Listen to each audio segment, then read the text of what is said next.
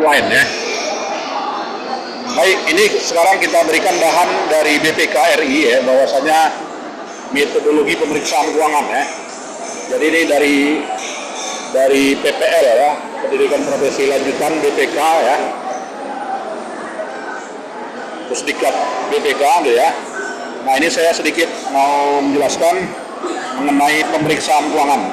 Jadi landasan BPK mereka itu dari undang-undang ya, Undang-Undang Nomor 15 Tahun 2004 ya, tentang bagian 1 ya, kemudian bagian ruang lingkup pemeriksaan BPK ya. Nah, di mana secara umum gitu ya, metodologi pemeriksaan keuangan itu ini dihafal ya, karena dari beberapa kalau kita tes ada yang member BPK enggak? Nah, kalau member BPK itu nanti sertifikat BPK itu mereka tanya selalu ini ya. Jadi ada 3 gitu ya, 3 tahapan pemeriksaan keuangan ya.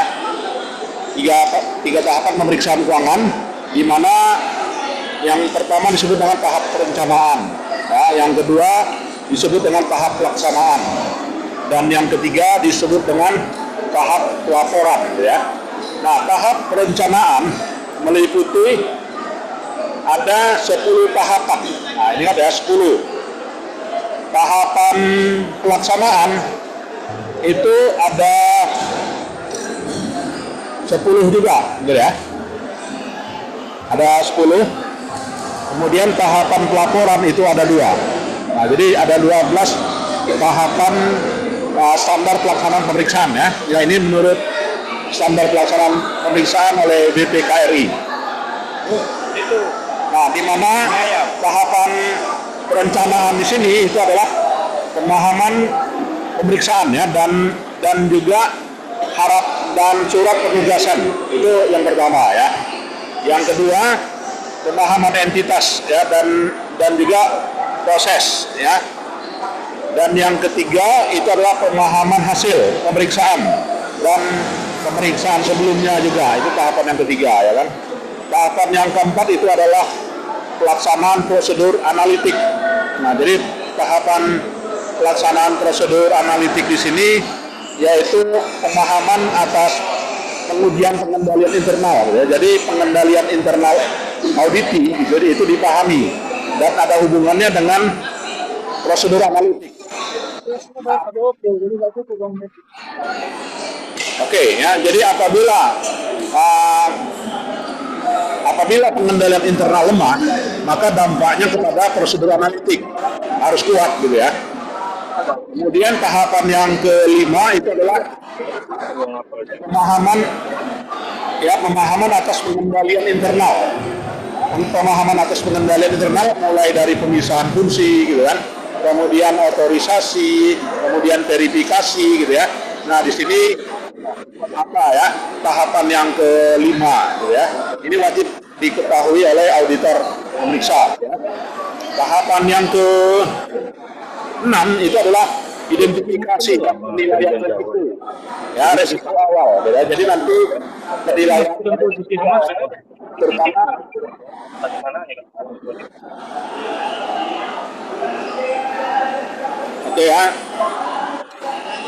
terutama pemahaman atas inherent risk ya, resiko yang melekat, kemudian detection risk, resiko deteksi, kemudian control risk ya, resiko pengendalian. Nah, jadi ada 3 tahapan penilaian resiko ini harus dipahami oleh auditor gitu ya. Itu tahapan yang ke-6. Tahapan yang ke-7 itu adalah penerapan entitas materialitas awal ya. Nah, itu. Tahapan yang ke-8 itu adalah penentuan materialitas uji petik. Nah, dalam bahasa standar pemeriksaan yang namanya uji petik itu adalah teknik penarikan sampling ya, kalau di dalam metodologi riset ya. Jadi uji petik itu adalah sampel ya, penarikan sampel. Kemudian tahapan yang ke-9 pemenuhan kebutuhan pemeriksaan. Nah, pemenuhan kebutuhan pemeriksaan.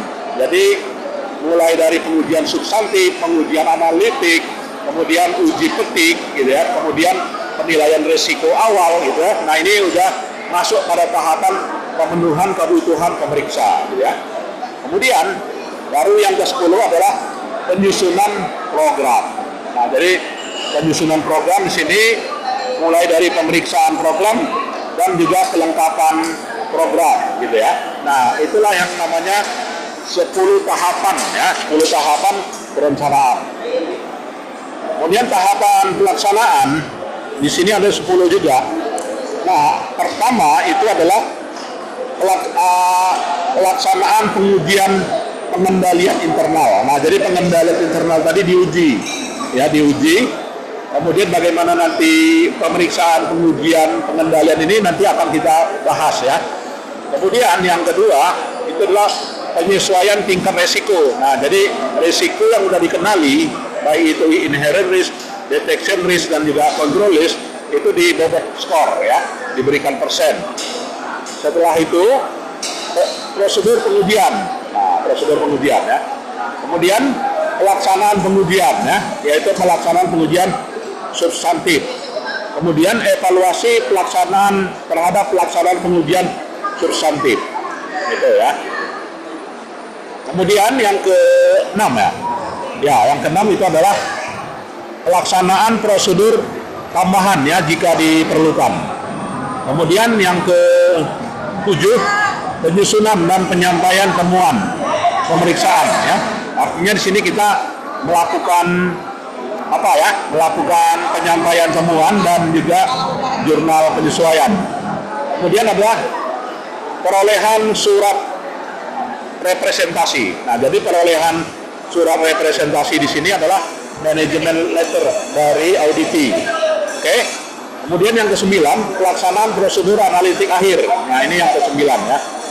Kemudian yang ke-10 itu adalah penilaian risiko dan materialitas akhir. Nah, ini tahapan yang ke-10.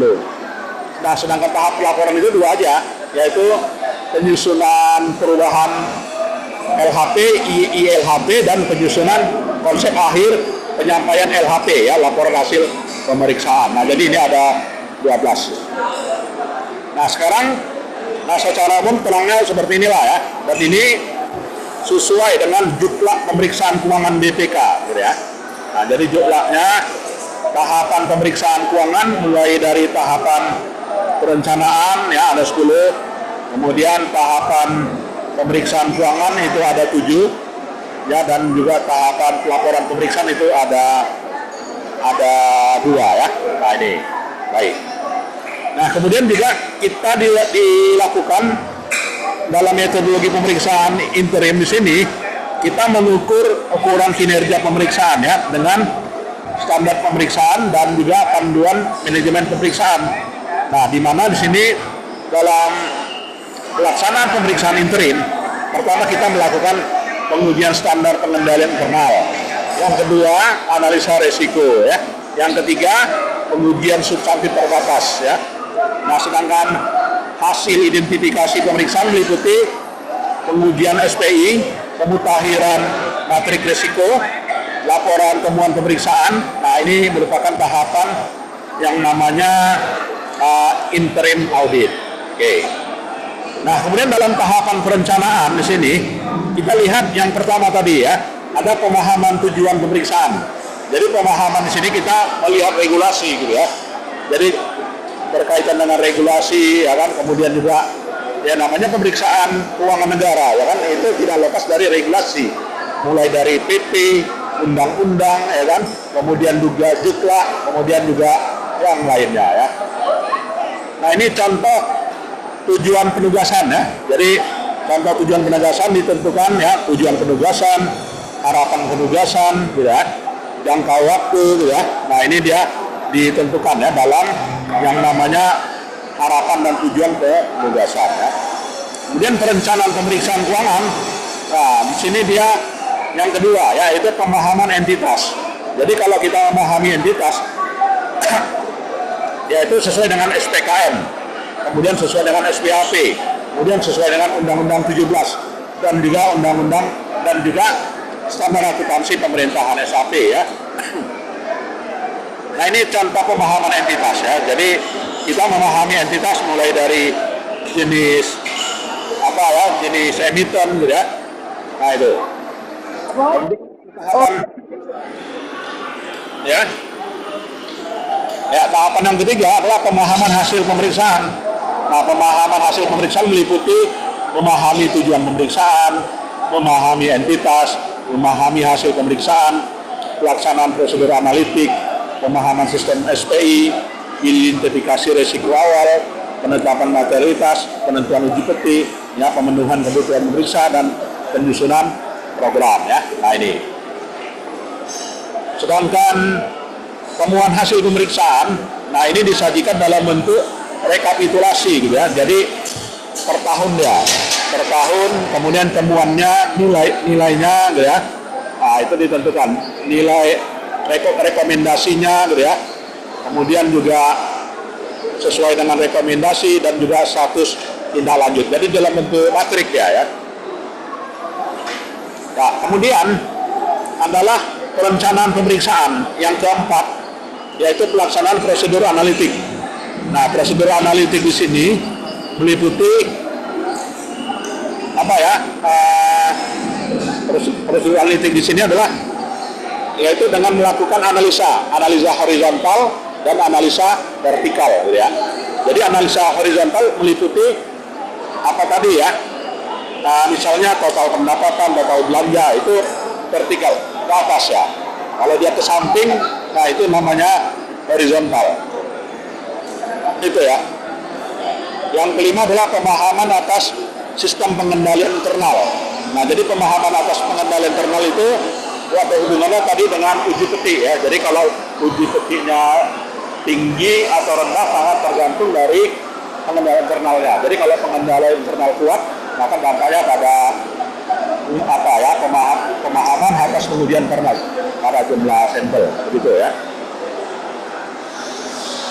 Ya, mungkin ada yang mau kita diskusikan, adik-adik sekalian.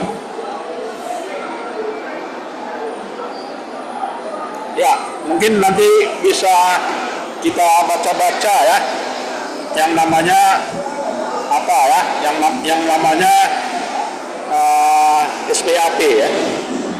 Itu saya kira minggu depan kita lanjutkan ke tahapan yang ke-6 ya dari perencanaan. Baik, ada mau didiskusikan?